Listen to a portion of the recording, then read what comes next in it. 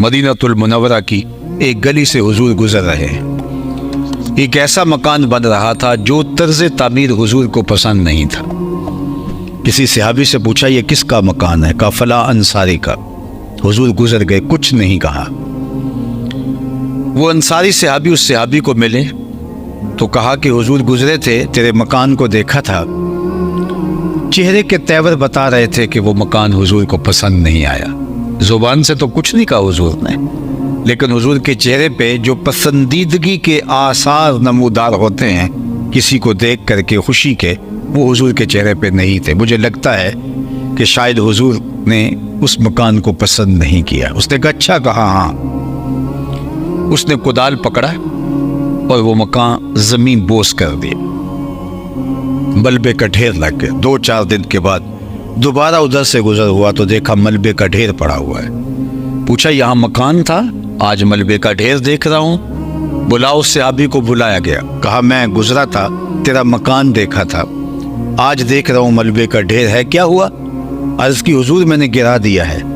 फरमाया क्यों? अर्ज की सुना था आपको पसंद नहीं, सुना था आपको पसंद नहीं। मैं और आप सर से लेकर पांव तक देखें, अकीके से लेकर वलीमे तक देखें, निजी जिंदगी से लेकर तर्ज सियासत तक देखें, नशिस्त व बर्खास्त से लेकर के अपनी जिंदगी के चाल चलन पर गौर करें। हमारा कोई ऐसा अमल तो नहीं जो हुजूर को पसंद नहीं।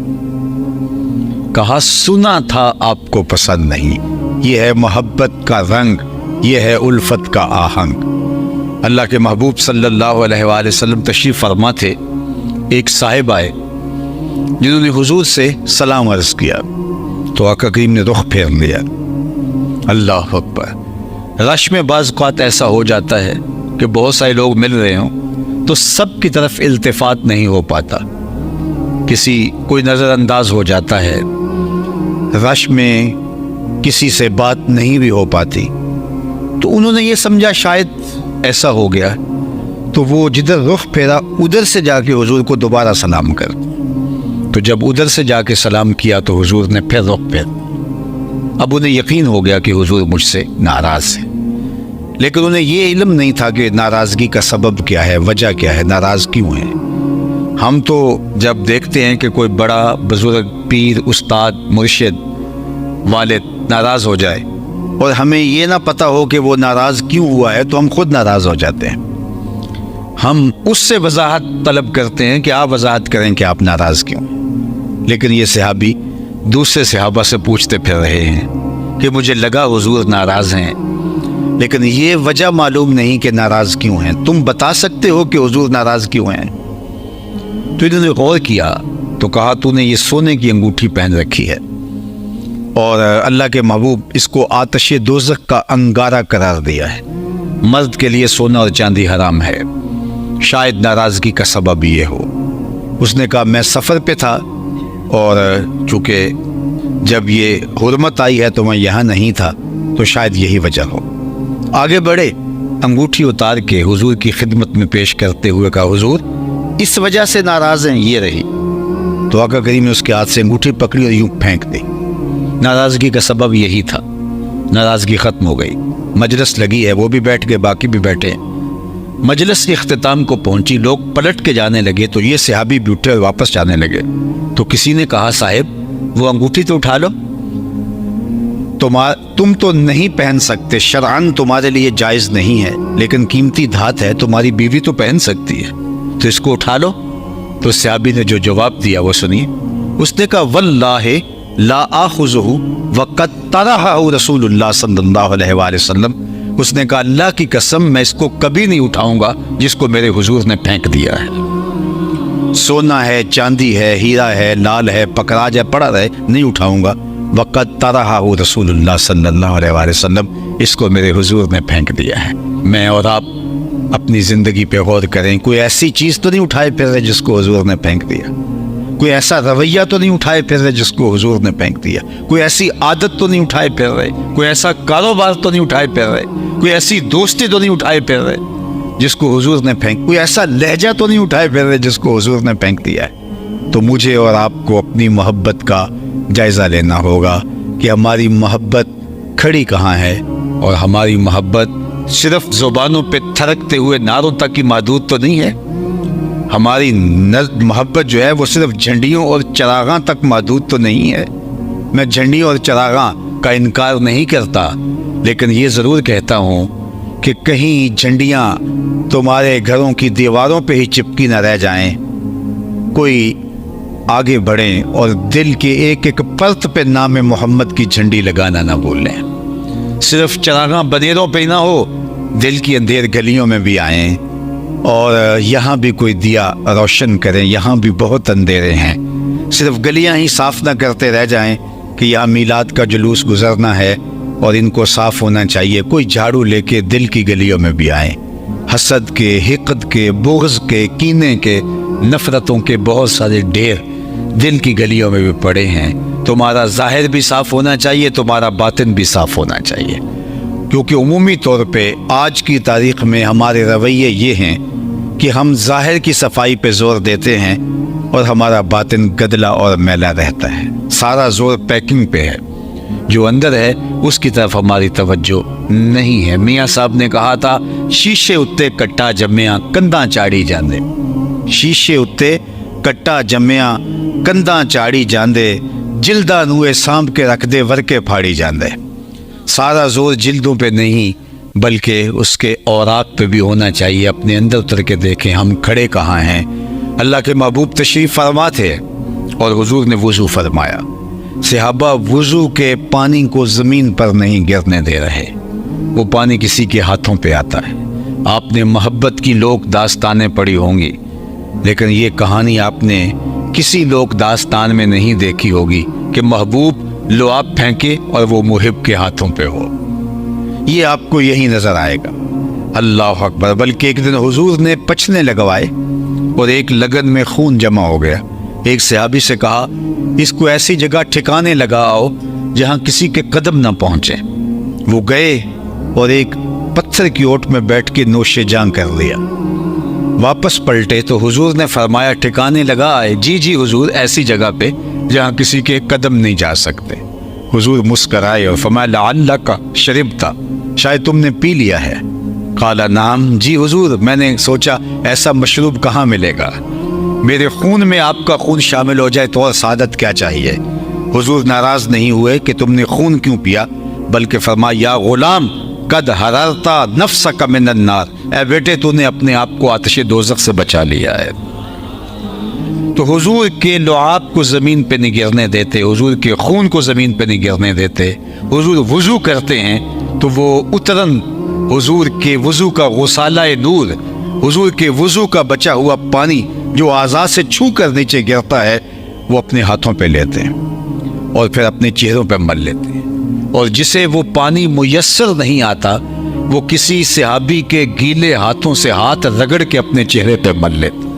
جنہ اکھیاں دل بر ڈٹھا او اکھیاں ہی تک لیاں، تو ملیوں تا ساجن ملیا ہن آساں ہی لگ رہیاں. تو وہ اس گیلے ہاتھوں سے ہاتھ رگڑ کے اپنے چہروں پہ مل لیتے ہیں. محبت کا یہ منظرنامہ جب حضور نے دیکھا تو فرمایا ما یحملکم علی ھذا، صحابہ تمہیں اس بات پر کس نے ابھارا کہ تم میرے وضو کے پانی کو زمین پر نہیں گرنے دیتے. اور یہ پہلی بار نہیں ہوا، صلح حدیبیہ کے موقع پر بھی ہوا جب عروہ نے اعتراض کیا تھا اور اس کا جواب سیدنا صدیق اکبر نے دیا. اس کے علاوہ بھی مختلف مواقع پہ ہوا. آج یہ منظر ہے کہ حضور وضو کرتے ہیں، صحابہ وضو کا پانی زمین پہ نہیں گرنے دیتے. تو آقا کریم نے ان سے مخاطب ہو کے فرمایا ما یحملکم علی ھذا، تمہیں اس بات پر کس نے ابھارا کہ تم میرے وضو کے پانی کو زمین پر نہیں جانے دے رہے. تو نے کہا حب اللہ و رسولہ، اللہ اور اس کے رسول کی محبت نے. انہوں نے جو کیفیت قلب تھی وہ بیان کی. اب سنیے حضور نے کیا کہا. عالی مرتبت سامعین، جب انہوں نے عرض کیا کہ اللہ اس کے رسول کی محبت کی وجہ سے ہم اس پانی کو زمین پہ نہیں گرنے دیتے، تو اللہ کے محبوب نے ارشاد فرمایا جو یہ چاہے کہ اللہ اس کے رسول سے محبت کرے اور اللہ اس کا رسول اس سے بھی محبت کرے تو اس کو 3 کام کرنے چاہیے. یعنی تمہارا یہ عمل کہ تم میرے وضو کے پانی کو زمین پر نہیں گرنے دیتے، یہ عمل تمہیں مبارک ہو، اس کی حضور نے نفی نہیں کی. اور اگر درست نہ ہوتا تو نبی کے اوپر لازم تھا کہ اس کی نفی کرتا. ایسے کئی مواقع ہیں جب सूरज को ग्रहण लग गई हुजूर के बेटे हज़रत इब्राहीम के विसाल पर, तो सहाबा ने ये बात कही कि हुजूर के बेटे के विसाल पर सूरज ने भी सोग मनाया है। तो आका करीम ने बिलाल हबशी से कहा मिंबर बिछाओ और लोगों को बुलाओ। मिंबर लग गया, लोग आ गए तो हुजूर खुतबा दिया, अल्लाह की हम्द बयान करके कहा लोगों सुन लो, इन्न शम्सा वल कमरा आयतान मिन आयात रहमान ला यख्सिफान बिमौत अहद मिनकुम।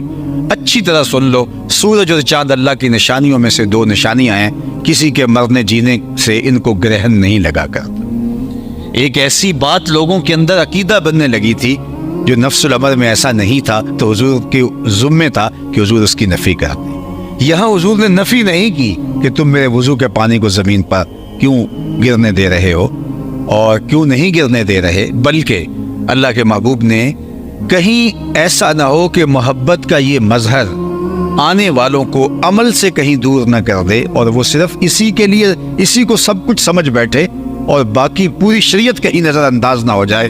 तो हुजूर ने इसकी नफ़ी किए बगैर फरमाया जो ये चाहे कि अल्लाह उसके रसूल से मोहब्बत करे और अल्लाह उसका रसूल उससे मोहब्बत करे, उसको 3 काम करने चाहिए। यदि तुम्हारा ये काम भी दुरुस्त, लेकिन 3 काम उसको करने चाहिए इस मकसद के लिए कि अल्लाह उसके रसूल की मोहब्बत नसीब हो। फरमाया सबसे पहले जब भी बोले सच बोले। यदि तुम्हारी मोहब्बत के परखने का, तुम्हारी मोहब्बत के इम्तिहान का, तुम्हारी मोहब्बत की अलामत का, तुम्हारी मोहब्बत की पहचान का जरिया ये है कि अगर तुम मुझसे मोहब्बत करते हो तो फिर तुम्हें सच बोलना होगा।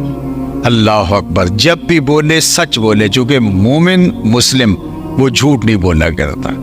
अल्लाह अकबर। पूछा गया कि मोमिन बुज़दिल हो सकता है? फरमाया नहीं, बहादुर होता है, लेकिन हो सकता है कभी बुज़दिली कर भी जाए, बशरी तो है।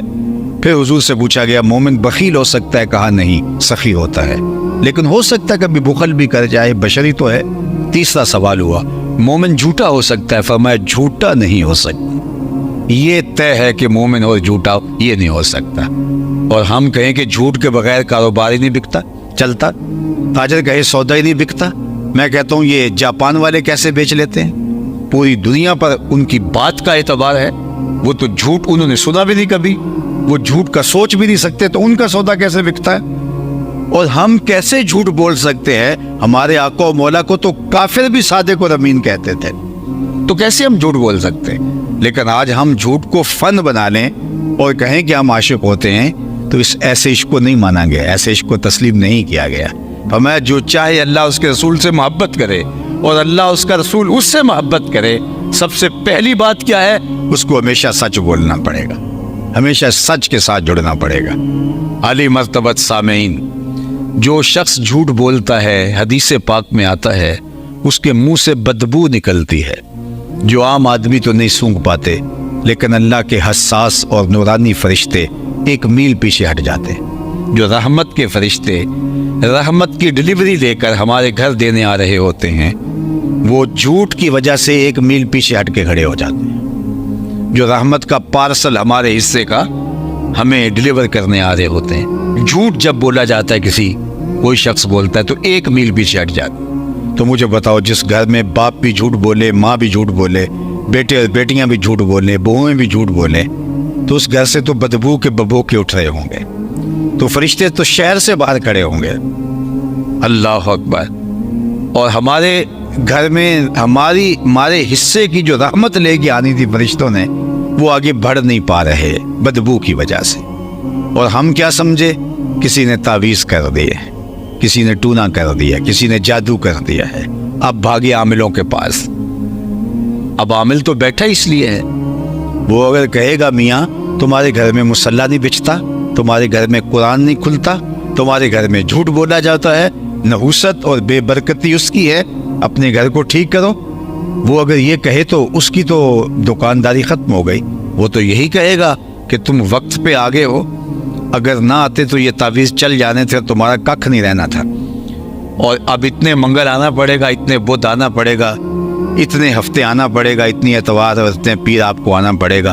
और फिर ऐसे ऐसे अमल, में सब आमिलों की बात नहीं कर रहा, कोई 1000 में से 1 अता अच्छा भी होता है, लेकिन अमूमी तौर पे ये जो ठिये लगा के बैठे हैं, ये सब धंधे हैं, मकर है, फरेब है, اور ہم ان کے پاس چلی جاتے نہیں ہمارے گھر میں برکت نہیں ہے. اور میاں برکت کیسے آئے؟ جو برکت ہمارے حصے کی لے کے آ رہے ہوتے ہیں جھوٹ کی وجہ سے وہ شہر سے باہر کھڑے ہیں, آگے آ نہیں پا رہے. گلیوں میں, بازاروں میں, چوکوں چراہوں کے اندر اتنا تعفن پھیلا ہے, اتنی عفونت پھیلی ہوئی ہے جھوٹ کی وجہ سے کہ نورانی فرشتے شہر میں داخل ہی نہیں ہو پاتے, اور بے برکتیاں ہیں. اور ہم پھر ایسے لوگوں کے پاس گئے اور انہوں نے جو ہے وہ مزید ہمیں ٹرک کی بتی کے پیچھے لگا دیا, اور یہ تعویذ آپ نے جلانے ہیں, ان کو وزن کے نیچے رکھنا ہے, اس کو یوں کر لینا ہے, اس کو یوں کر لینا ہے. اور ذوف التقادی کے مرض کے اندر ہم دھنستے چلے گئے, رحمت سے بھی معروم ہو گئے. وہ جھوٹ چھوڑنے کے لیے ہم تیار نہیں ہیں. مومن سچا ہوتا ہے اور سچ کے ساتھ جڑا ہوتا ہے. اللہ کے محبوب نے ایک دن صحابہ سے فرمایا, الا انبئکم باکبر الکبائر, میں تمہیں بڑے بڑے گناہوں کی خبر نہ دوں؟ صحابہ نے کہا کیوں نہیں حضور, ارشاد فرمائیے. فرمایا الاشراک باللہ, سب سے بڑا گناہ اللہ کے ساتھ کسی کو شریک ٹھہرانا ہے. پھر فرمایا وعقوق الوالدین, والدین کی نافرمانی کرو. یہ دو چیزیں تو حضور نے ایسے بیان فرمائی اور ٹیک لگائے بیٹھے تھے حضور, اور پھر اس کے بعد حضور نے ٹیک چھوڑ دی. یہ اس تیسری چیز کی اہمیت کو اجاگر کرنے کے لیے فرمایا الا وقول الزور, اور سن لو تیسرا بڑا گناہ جھوٹ بولنا ہے. پھر فرمایا الا وقول الزور, سن لو جھوٹ بولنا ہے. پھر فرمایا الا وقول الزور, سن لو جھوٹ بولنا ہے. صحابہ کہتے ہیں کہ حضور بار بار ارشاد فرما رہے تھے اور ہم آرزو کر رہے تھے لیتہ سکت, کاش کہ حضور سکوت اختیار فرما لے. جو ارشاد فرمانا چاہتے ہیں ہم سمجھ گئے اس بات کو, لیکن امت کے ساتھ ہمدردی اتنی ہے کہ بار بار حضور ارشاد فرماتے ہیں الا وقول الزور, الا وقول الزور, الا وقول الزور. تو جھوٹ اتنی بری چیز, اور ہمارے نزدیک کی کوئی بری چیز ہے ہی نہیں. یہ ہمارے معاشرے کا حصہ بن گیا, جزو لا ينفق بن گیا. بات بات میں جھوٹ بولیں گے, مذاق میں جھوٹ بولیں گے, ہنسی میں جھوٹ بولیں گے, اٹھتے بیٹھتے چلتے پھرتے جھوٹ بولیں گے. ہمارے ہاں جھوٹ کوئی بات ہی نہیں رہی, جبکہ جھوٹ ایسی نحوست ہے جو خاندان کھا جاتا ہے. تو اللہ کے محبوب نے کیا فرمایا, جو یہ چاہے اللہ اس کے رسول سے محبت کرے اور اللہ اور اس کے پیارے رسول صلی اللہ علیہ وسلم اس سے محبت کریں, تو اس کو سب سے پہلے کام یہ کرنا ہوگا سچ بولنا ہو. دوسری بات فرمایا کہ جب اس کے پاس امانت رکھی جائے تو اس میں خیانت نہیں کرنا, اگر وہ چاہے کہ اللہ اس کے رسول کی محبت نصیب. اللہ اکبر. اور ہم کیسے امانت میں خیانت کر سکتے ہیں جبکہ ہمارے آقا صادق بھی ہیں اور امین بھی ہیں. حضور کے گھر کا گھیراؤ کیا ہوا ہے اور حضور کو شہید کرنے کے در پہ ہیں کفار مکہ, اور آقا کریم حضرت علی المرتضی رضی اللہ تعالیٰ عنہ کو اپنے بستر پہ لٹا رہے ہیں کہ علی تم یہاں لیٹ جاؤ, صبح اٹھنا اور ان کی امانتیں واپس دے کے تم بھی مدینے چلے آنا. جو جان کے دشمن ہیں ان کی امانتوں کا اتنا خیال ہے. اگر کسی نے امانت کی ادائیگی کا حسن سیکھنا ہو تو وہ آمنہ کے لال سے سیکھے. اور تیسری بات اللہ کے محبوب نے فرمایا کہ جو تمہاری ہمسائیگی میں آ بسے تو اس کا حق مجاورت ادا کرے, اگر تم چاہو کہ اللہ اس کے رسول کی محبت نصیب ہو. اللہ, جو تمہارے ہمسائے میں آ بسے. فرمایا کہ ہمسائے کے بارے میں اس قدر تاکیدات کی گئی ہیں کہ مجھے لگا کہ جس طرح ہمسایہ وراثت میں حقدار ٹھہرا دیا جائے گا, اور قیامت کے دن سب سے پہلی شکایت جو اللہ کے حضور پیش کرے گا وہ ہمسایہ ہوگا. یہ تو آپ نے سنا علماء سے کہ سب سے پہلا سوال نماز کا ہوگا, سب سے پہلا فیصلہ قتل کا ہوگا, اور سب سے پہلے سوال جو کرے گا, شکایت جو لگائے گا وہ ہمسایہ لگائے گا. یہ ہے محبت کی پرکھ. شاید کوئی یہ سوچ رہا ہو آپ نے مشکل پینڈے ڈال دیا, ہم نے تو آسان راستہ ہمیں چاہیے تھا کہ ہم بس 4 نعرے لگائیں, ایک جلسہ کروائیں اور آج کے رسول بن جائیں. مجھے کیا اعتراض ہے اگر 4 نعروں سے کسی کو عشق کی سند مل جائے. میں اپنی فطرت میں بخل تو نہیں رکھتا, لیکن یہ جو معیار دیا ہے یہ آمنہ کے لال نے دیا ہے. اگر تم چاہتے ہو کہ اللہ اس کے رسول سے محبت کرو اور اللہ اس کا رسول تم سے محبت کرے, تو پھر تمہیں اس معیار پہ اترنا ہوگا. جب بھی بولو گے سچ بولو گے, جب بھی تمہارے پاس امانت رکھی جائے گی اس میں خیانت نہیں کرو گے, اور جب تمہاری ہمسائیگی میں کوئی آ بسے تو پھر ہمسائیگی کا, مجاورت کا تم حق ادا کر. تو عالی مرتبت سامعین, آئیے آج کے اس اجتماع میں, آج کی اس کانفرنس کے اندر میں اور آپ اپنا جائزہ لیں کہ ہم دعوی محبت تو کرتے ہیں، لیکن اس محبت کا جو معیار ہمیں بتایا گیا اس کے مطابق ہمارا نصاب پورا ہے یا نہیں ہے۔ اگر نہیں ہے تو ہمیں اس نصاب کو پورا کرنے کی کوشش کرنی چاہیے، اس لیے کہ محبت کے بغیر تو زندگی ہی نہیں ہے۔ اور اگر ہم سمجھتے ہیں کہ کوئی نہیں، یہ بندہ جو کہہ لے ہم نے تو اپنی خواہشات کے مطابق چلنا ہے، اپنی مرضی کے مطابق چلنا ہے، تو پھر صاحب ہم جو ہے وہ یہ پھر رسمی ادا کر رہے ہیں۔ اللہ مجھے بھی توفیق دے اور آپ کو بھی توفیق دے کہ ہم اپنی محبت کو اس معیار کی مطابقت کے اندر دیکھیں اور لائیں، اور پھر وہ محبت اگر اس معیار کی مطابقت میں آ جاتی ہے تو پھر اس کے بارے میں اقبال نے کہا تھا کہ محمد سے وفا تو نے تو ہم تیرے ہیں، یہ جہاں چیز ہے کیا لوح و قلم تیرے ہیں۔ یعنی حضور سے اگر وفا کا رشتہ مستحکم کر لیتے ہو تو پھر قلم بھی تمہارے ہاتھ میں رکھ دیں گے، کتاب بھی تمہیں دے دیں گے، تختی بھی تمہیں دے دیں گے، جو لکھنا ہوا خود ہی لکھ لینا۔ تمہاری تقدیر کے فیصلے واشنگٹن میں نہیں ہوں گے، بلکہ خدا بندے سے خود پوچھے گا بتا تیری رضا کیا ہے۔ لیکن اس کی شرط لگائی کہ حضور سے وفا کا رشتہ، وہ محبت جو مطلوب ہے شریعت کا مطلوب، جو مقصود ہے شریعت کا مقصود، اس مقصود محبت کے دائرے میں جب آ جاتے ہیں تو میرے رب کا وعدہ ہے اور اللہ کے وعدے سچے ہیں۔ وَأَنْتُمُ الْأَعْلَوْنَ إِن كُنتُم مُؤْمِنِينَ، تم مومن بن کے دکھاؤ، عزتوں کا تاج تمہارے ہی سر پہ رکھوں گا۔ یہ کافر لگتے کیا ہیں، لیکن تم معیار پہ تو پورا اترو۔ تم معیار پہ پورا اترنا ہی نہیں چاہتے اور تم چاہتے ہو کہ ہمیں انعام مل جائے، تو یہ اللہ کا ضابطہ نہیں ہے، یہ اللہ کا قانون نہیں ہے۔ وہ پیر صاحب کے پاس ایک مرید صاحب آتے ہیں کہ جناب دعا کرو کہ میں بورڈ میں پہلی پوزیشن لے جاؤں۔ تو انہوں نے کہا ماشاءاللہ بیٹا آپ کے نمبر اچھے آ جائیں گے، تو بتائیے پیپر آپ کے اچھے ہوئے تھے؟ تو اس نے کہا پیپر تو میں نے دیے ہوئے نہیں۔ تو کہا کہ تم مجھے احمق سمجھتے ہو یا خود احمق ہو؟ مجھے بتاؤ کہ تم نے پیپر دیے ہی نہیں اور مجھے کہہ رہے ہو کہ بورڈ میں پہلی پوزیشن آ جائے، یہ کیسے ممکن ہو سکتا ہے؟ تو جس نے کوئی محنت ہی نہیں کی، جس نے کوئی اپنے آپ کو آگے لے جانے کے لیے کوئی ورک ہی نہیں کیا، ہوم ورک ہی نہیں کیا، جس نے محنت ہی نہیں کی، شریعت نے جو نصاب ایک مومن کا دیا ہے اس نصاب کو اس نے کبھی پڑھا ہی نہیں ہے، عملاً اس کا کبھی اپنے آپ کو جو ہے وہ اہل ہی نہیں بنایا، اور وہ کہتا ہے اللہ ہم دنیا کے اوپر پیچھے کیوں رہ گئے ہیں؟ تو میاں تم کیوں آگے ہو گئے؟ تنے مردہ سے بیزار ہے حق، خدائے زندہ زندوں کا خدا ہے۔ وہ کافر بھی محنت کرے گا تو وہ اجر پائے گا، یہ اللہ کا ضابطہ ہے۔ یہ الگ بات ہے کافر کا صلہ صرف دنیا پہ آخرت میں نہیں ہے، لیکن یہ نہیں ہوگا کہ محنت کافر کرے اور اجر مومن پا جائے، ایسا نہیں ہوگا۔ جو من جہدہ وجدہ، جو محنت کرے گا نتیجہ اسی کے ہاتھ میں آئے گا۔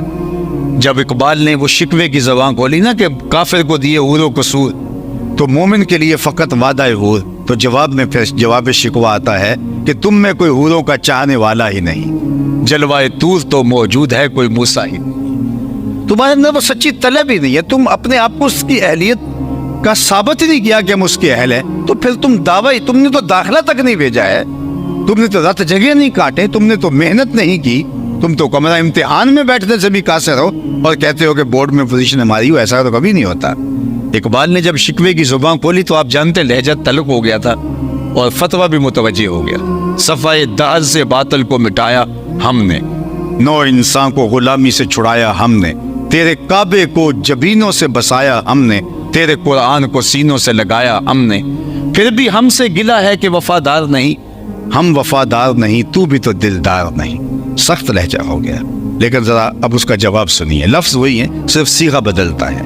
اب آواز ادھر سے آ رہی ہے، صفائے دہر سے باطل کو مٹایا کس نے، نو انسان کو غلامی سے چھڑایا کس نے، میرے کعبے کو جبینوں سے بسایا کس نے، میرے قرآن کو سینوں سے لگایا کس نے، تھے تو آبا وہ تمہارے ہی مگر تم کیا ہو، ہاتھ پہ ہاتھ درے منتظر فردا ہو، ہر کوئی مستے مئے ذوق تن آسانی ہے، تم مسلمان ہو یہ انداز مسلمانی ہے، حیدری فقر ہے نئے دولت عثمانی ہے، تم کو اسلاف سے کیا نسبت روحانی ہے، وہ معزز تھے زمانے میں مسلمان ہو کر تم خار ہوئے تارک قرآن ہو۔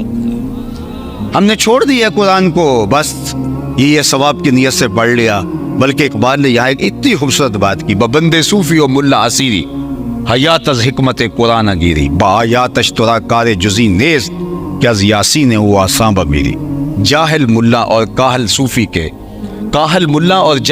کے تو ایسے پھندے میں پھنسا کہ تو نے قرآن سے زندگی تلاش نہیں کی۔ اقبال کہتا ہے قرآن کی آیتوں سے تجھے صرف اتنا سروکار ہے، جب تیرے بوڑھے کی روح اٹک گئی تو سورہ یاسین لے کے بیٹھ گیا کہ میں تلاوت کروں اور اس کی روح آسانی سے نکل جائے۔ اقبال کہتے اس میں کوئی شک نہیں کہ اس کی روح کو فائدہ ہوتا ہے، لیکن مجھے افسوس یہ ہے کہ تو نے اس قرآن سے مرنا ہی سیکھا، کاش اس قرآن سے جینا بھی سیکھ لیا ہوتا۔ یہ کتاب زندہ ہے، یہ تجھے جینے کے ڈھب سکھاتی ہے۔ عالی مرتبت سامعین، محبت رسول کانفرنس میں آنے والوں، آئیے ہم اس محبت کا جائزہ لیں۔ اللہ اکبر۔ عمومی طور پہ تو محفل میں آنے والوں کو یہی کہا جاتا ہے کہ تم آگے ہو تو بخشے ہی گئے ہو۔ وہ نعت خاں کہتا ہے کہ نعت سنن والا، نعت سنان والا، ذوق شوق تے نل نعرے لان والا، وہ سارے جنتیوں، جنت کا حکم ہوگا۔ مجھے کوئی اعتراض نہیں کہ اگر جنت ایسے مل جائے، لیکن جو دین ہم نے پڑھا ہے ہمیں تو یہ بتایا گیا الجنت تحت ظلال السیوف، وہ برستی تلواروں کے سائے میں ہے۔ ام حسبتم ان تدخلوا الجنہ، تم سمجھتے ہو یوں ہی جنت میں چلے جاؤ گے؟ اللہ اکبر۔ خباب بن ارت حضور کی خدمت میں آئے اور انہوں نے جو قریش نے تکلیفیں دی تھی ان کا قصہ سنایا، اور بہت درد بھرا قصہ تھا۔ تو حضور نے فرمایا خباب گھبرا گئے ہو، تم سے قبل تو ایسے لوگ گزرے ہیں جن کے جسموں کو لوہے کی کنگھیوں سے چھیدا گیا لیکن حق سے پھر بھی برگشتہ نہیں ہوئے۔ اور ہمارے لیے تو سحری کا اٹھنا، فجر کا اٹھنا بھی محال ہے، اور ہم سمجھتے ہیں کہ شاید جنت ہمارا ہی مقصوم ہے، اللہ ہمارے گناہوں کو معاف کرے اور ہمیں جنت میں اعلیٰ مقام دے۔ لیکن جو ضابطہ دیا گیا، جو منشور دیا گیا، جو جنت کا راستہ دیا گیا، جو نصاب دیا گیا، اس نصاب کے مطابق ہم نے اپنی زندگی کو ڈھالنا ہے، اور انشاءاللہ اگر ہم اس کے مطابق اپنی زندگی کو ڈھال لیتے ہیں تو یہ امت ہی غالب رہے گی، ورنہ جو مرضی کرتے رہیں یہ خالی نعروں سے غلبہ نہیں ہوگا۔ ہمیں عملی زندگی میں آنا ہوگا، ہمیں ناپ تول سے لے کر کے اپنے ایک ایک بول تک، اپنے رویوں سے لے کے طرز معاشرت تک، رشتہ داروں کے ساتھ اس نے سلوک سے لے کر کے ہمیں ہمسایوں کے ساتھ خوبصورت رویوں سے، دیانت داری سے لے کر امانت داری تک، پورا دین پیکج ہے۔ دو چار پانچ چیزوں کا نام نہیں ہے دین ایک نظام ہے جو حضور لے کر آئے۔